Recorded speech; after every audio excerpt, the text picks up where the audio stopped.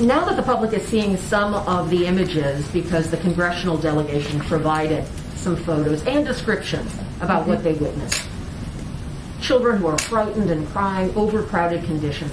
Now that the public has seen that, is that not a crisis?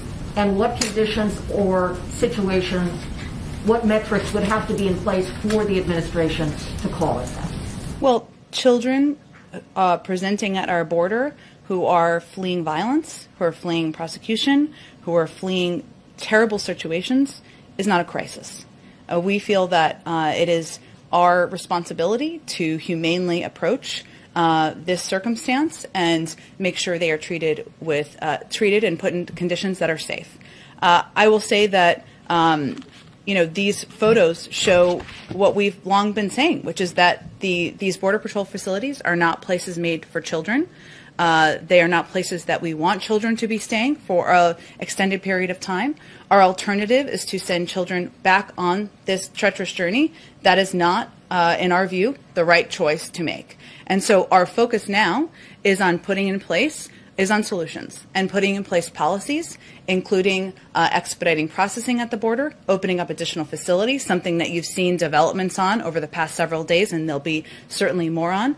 Restarting our Central American Minors Program, which was stopped in 2017. Thousands of kids should be eligible to apply for that, so they're not making this journey. So our focus is on solutions and implementing them as quickly as possible. The president said he is open to going to the border at some point. Do you have any sense if during this current situation he would consider it valuable to go there, see for himself the conditions, talk to people on the ground? Is that something we should expect?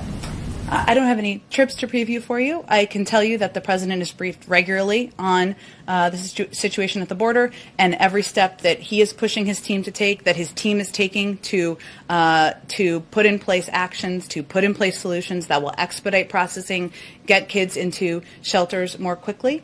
And he is regularly briefed, but I don't have anything to preview for you on a trip. He also said one of the changes that could take place is allowing a process where those seeking asylum can do it from their home countries. But there are a lot of advocates who say that just extends the period of exposure to poverty, violence, all of those conditions, and don't support that.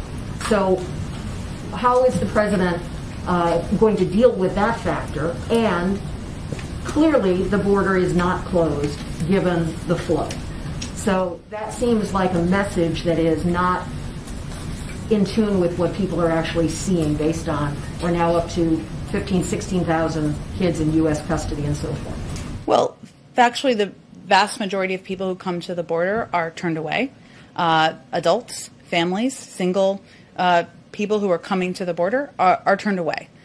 So that is a message we will continue to convey through a number of the means I have outlined for you, and the president has also conveyed that directly, as has our Secretary of Homeland Security, and as was noted earlier, there's obviously a trip to the region as well. What was your first question? Well, is the president frustrated his message isn't getting through? I don't think the president sees it that way. The president, the Secretary of Homeland Security have all conveyed that there are a number of factors at play here, including the fact that a number of the people who are making this treacherous journey are fleeing circumstances that are difficult on the economic front, to hurricanes, gang violence. There are smugglers who are making their own pushes about how this is the time to come. So we understand we're working against a lot of push factors that are pushing people to come to the region, come to the border. But what we are conveying from our end is that the border is not open. The majority of people are turned away. And we are, as we're talking about children here, and with children, our focus is on expediting the processing at the border and ensuring they can get to shelters as quickly as possible.